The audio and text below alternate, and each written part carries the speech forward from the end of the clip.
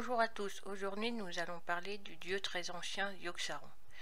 Yogg-Saron, aussi connu comme le dieu de la mort, est l'un des 4 dieux très anciens avec Ishtar, Enzot et Shtun, à s'être écrasé sur Azeroth où il affirma sa domination sur le nord de l'ancienne Kalimdor.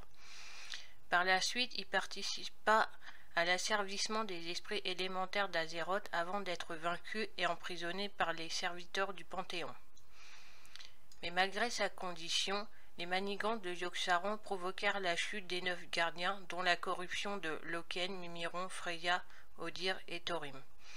Il est également à l'origine de la malédiction de la chair, transformant la plupart des forgés par les titans d'Azeroth en créatures mortelles. Enfin, c'est lui qui permit aux dieux très anciens d'étendre leur influence au rêve d'Emeraude, donnant naissance au cauchemar d'Emeraude grâce à la corruption d'Andrasil, l'arbre-monde du Norfand, par l'intermédiaire de la saronite liquide qui est ni plus ni moins que le sang du dieu très ancien. Pendant la campagne du Norfand, son sang est beaucoup plus exploité sous forme de minerais, que ce soit par l'Alliance, la Horde ou bien par le Fléau qui y voit un bon métal pour fabriquer leur équipement. C'est pendant cette période qu'il cherchera à s'échapper de sa prison, mais il sera finalement défait par un raid d'aventuriers. Yogg-Saron a été créé par les seigneurs du vide et envoyé à travers le monde physique afin de corrompre un titan à son stade embryonnaire, sous forme d'une âme-monde sommeillant au cœur d'une planète. Il atteignit finalement Azeroth et s'écrasa au nord de l'ancienne Kalimdor. Aussitôt arrivé, il enfonça ses racines jusqu'au cœur de la planète pour corrompre son âme-monde et donna naissance à des hordes de Nerkri et acquirent de sa chair qui bâtirent en son nom de gigantesques villes-temples et étendirent son influence au nord. Tout comme ses semblables, il fut confronté aux seigneurs élémentaires et leurs dires natifs de la planète. Mais ils eurent beau déchaîner leur pouvoir, ils furent bientôt surmergés par le flot incessant de serviteurs qui émergeaient sans interruption de la chair des dieux très anciens avant d'être asservis. La fin de ce conflit marqua les débuts de l'Empire Noir qui prospéra sur la totalité du principal continent d'Azeroth pendant des millénaires, bien qu'elle fût régulièrement le théâtre d'affrontements entre les 4 dieux très anciens pour la suprématie du territoire.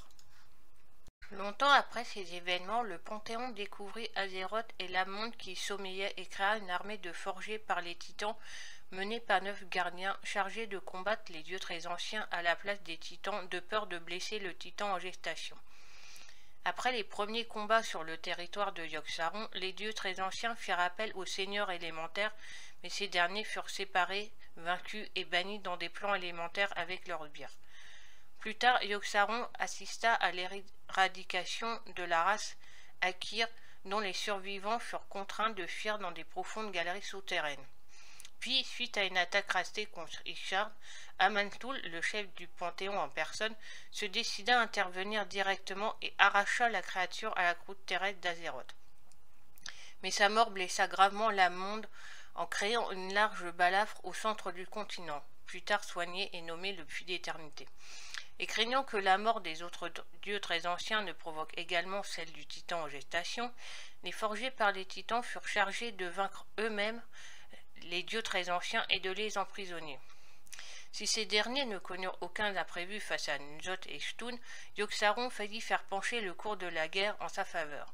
En effet, le dieu de la mort fit appel aux Traxi, des Naxri bien plus forts et intelligents qui dévastèrent les rangs des serviteurs du Panthéon qui se trouvaient pour la plupart blessés et en sous-effectif.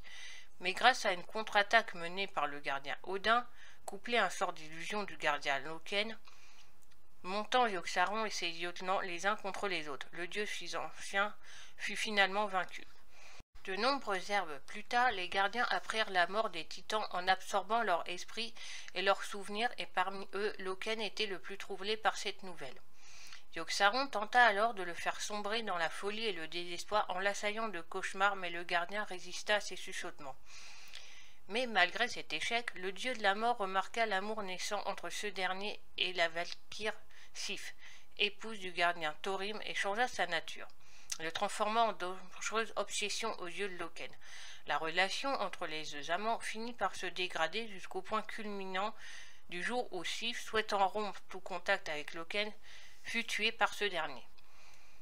Tirant profit de la situation, Yogg-Saron invoqua alors une illusion de Sif aux yeux de Loken, envahi par le désespoir et la peur, et le manipula pour amorcer la chute de ses geôliers.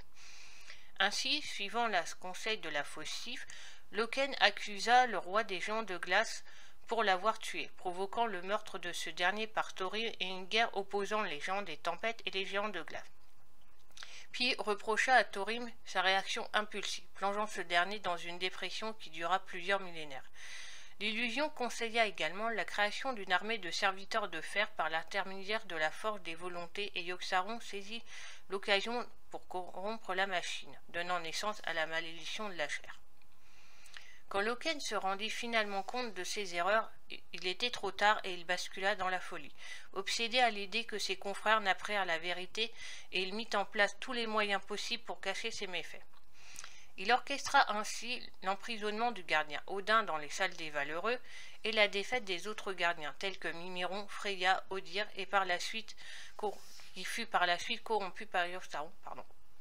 Bien des années plus tard, peu après le vol des disques de Norgannon par les gardiens Tyr et Archéadas, ainsi que la géante Ironaya, Yogg-Saron fit appel à ses plus fidèles généraux, ressuscités par Loken. Ils furent chargés d'éliminer le groupe de fugitifs, mais malgré la mort du gardien de la justice, l'un d'eux fut tué pendant la bataille tandis que l'autre, grièvement blessé, s'enfuit vers le sud afin de tomber dans un profond sommeil, permettant au reste du groupe de s'enfuir vers une damane. Encore plus tard, suite à la guerre opposant une alliance des principaux empires trolls aux Akirs, certains survivants insectoïdes s'enfuirent vers le nord et se regroupèrent à proximité de la prison de Yogg-Saron, où son influence les fit évoluer progressivement en une nouvelle race connue comme celle des Nérubiens, qui fondèrent le royaume d'Azol-Nérub. Plus tard, quand la grande fracture sépara à jamais les continents d'Azeroth, les prisons des dieux très anciens se retrouvèrent endommagées. Le nouveau continent du Northrend fut l'un des premiers affectés par le cataclysme, et Yogg-Saron en profita pour étendre son influence à la surface sur laquelle se déversait son sang, qui prit la forme d'un minerai pompant toute vie environnante, la saronite. Devant la gravité de la situation, un petit groupe de druides du cercle scénarien, mené par Fandral Forte-Ramure, se décida à planter des arbres-mondes sur les plus gros gisements de saronite pour stopper leur expansion contre l'avis de leurs collègues. Ils coupèrent en secret 6 branches enchantées de Nordrassil et les plantèrent dans des régions où se trouvaient les plus gros gisements de saronite, à savoir la forêt des champs de cristal, Feralas, le bois de la Prénom, Hinterland, Orneval, et les Grisonnes. En Orfandre, où fut plantée la plus grosse branche, donna naissance à un arbre-monde baptisé Andrasil, couronne des neiges, stoppant apparemment la progression de la saronite pendant plusieurs décennies. Mais les racines d'Andrasil ayant creusé profondément, elles atteignirent la prison de Yogg-Saron qui s'empressa d'y installer ses énergies nécesses, poussant à la folie toutes les créatures environnantes. Cela eut pour conséquence d'engranger de sanglantes batailles entre les Tunkas et les nymphes de la forêt, deux races pourtant pacifiques en temps normal. Ne voyant aucun moyen de soigner l'arbre-monde, le groupe de druides dut se résoudre à l'abattre. Andrasil s'écrasa sur les plaines gelées du Northrend et fut rebaptisé Vordrassil, couronne brisée, en hommage à ce tragique événement, soignant la folie des créatures environnantes au passage. Bien que le problème semblait apparemment résolu, Yogg-Saron profita des arbres plantés au sommet de ces gisements pour créer un passage vers le règne d'Emeraude, permettant aux dieux très anciens d'étendre leurs influences pour créer ce qui est connu aujourd'hui comme le cauchemar d'Emeraude. Des années plus tard, pendant la campagne du Northrend, si Yogg-Saron se montre assez discret, on constate une exploitation en masse du minerai de saronite par le fléau qu'il emploie comme matériau de base dans la plupart de ses constructions. En parallèle, le gardien Thorim sortit finalement de sa dépression grâce à l'intervention d'un aventurier et il partit affronter son frère Loken au temple de la sagesse, juste à côté du Luar. Mais la proximité du lieu de combat avec la prison du dieu très ancien permit à Loken de surpasser Thorim et de le battre avant de l'envoyer à Luar, où il fut corrompu et maintenu sous le contrôle de Sif. Finalement, alors que Yogg-Saron tenta de s'échapper de sa prison, un raid d'aventuriers sous la direction de Kirin Tor et de la Ligue des Explorateurs infiltra le complexe des Titans.